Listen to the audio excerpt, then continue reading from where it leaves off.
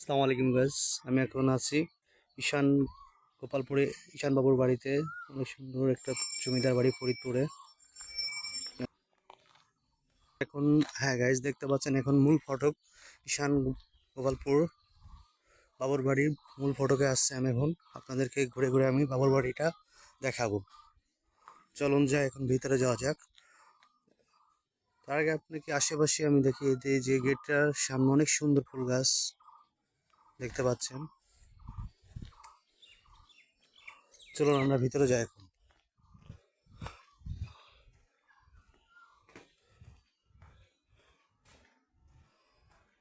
অনেক ঠান্ডা এখানে, দেখতে পাচ্ছেন একটা সুন্দর একটা মন্দির।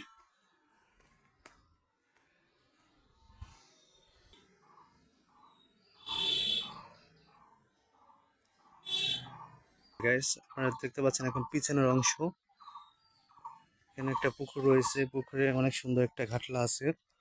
আমি আপনাদেরকে ঘাটলাটা দেখাবো। একটা পুকুর আছে এখানে, মানে খুব নিরিবিলি জায়গা, আপনাদের ঘোরার জন্য অনেক সুন্দর একটা জায়গা করতে পারেন এখানে।